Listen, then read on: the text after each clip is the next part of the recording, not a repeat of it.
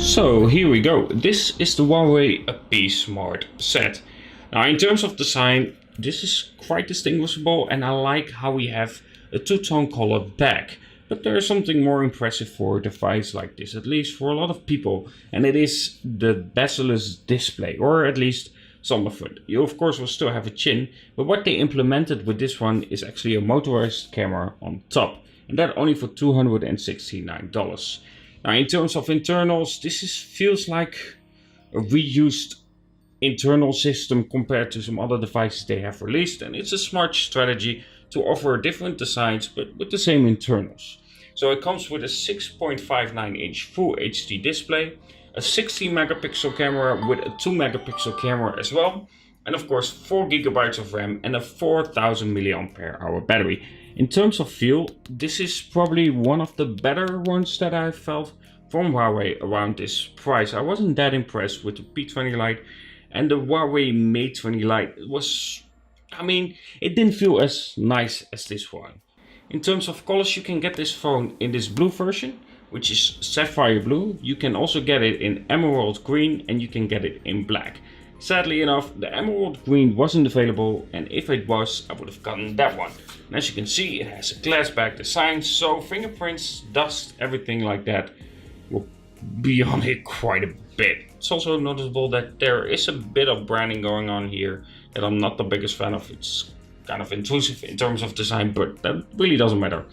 Anyway, let's find out how this device is. And I'm gonna first set it up, of course, and do all the boring parts of this and just give you my first impressions about the device. Okay, there we go. Now the fingerprint scanner, of course, it's on the back. It's a budget phone in terms of pricing, so don't expect an under the display fingerprint. That would be weird, but I have no problems with having a fingerprint like this.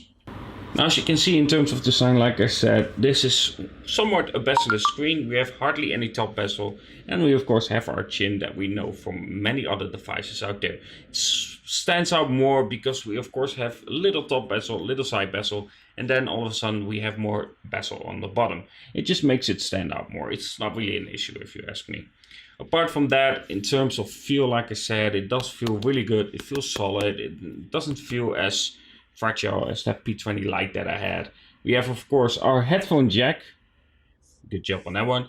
A USB-C of course, and somehow it started the camera, probably crashed on it. We have our speaker on top, and apart from that there isn't much to say. Now like I said, what a unique feature for this one is basically the front camera where it actually flips up. Again, it's quite a nice feature, and sometimes they utilize that space that they have for that for having a bigger sensor inside. I'm not 100% sure about this one.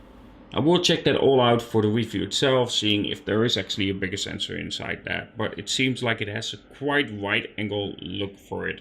So that's always good. You can get your friends in it. For myself, I don't really often take selfies, so yeah. I'm not 100% sure about having a motorized camera. For myself, it's a motorized camera. There can always go something wrong with a motorized camera, where a normal placed camera, for instance, having it like on the Note 9, just having it there on the top, it just feels better because this is more fragile than something that is placed inside the body itself.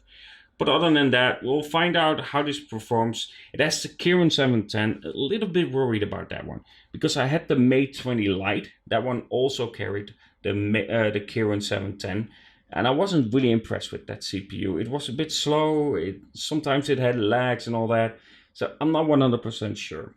In terms of skin, it seems pretty decent. We'll find out how it will work on the long term. I'm not the biggest fan of their skin, but it's not as intrusive as some other skins that I've used. But apart from that, it seems to work well. So we'll find out. Anyway, this was my first impressions and of course unboxing of the Huawei P Smart set. Now we'll find out more about this device in the review of course, and I will test the camera, I will test the speed and anything like that. So let me know if you have any questions about this device and what you find important for a device around this price of $269. If GearBest offers this phone, I will leave a link in the description where you can check the device out yourself as well. It will be an affiliate link. or maybe via Amazon as well. I will check all those links out, and if you are looking for a phone like this, and if you want to use my affiliate codes, affiliate links, it would be highly appreciated. Anyway, I'll talk to you guys in the next one, and of course, stay tuned for more content.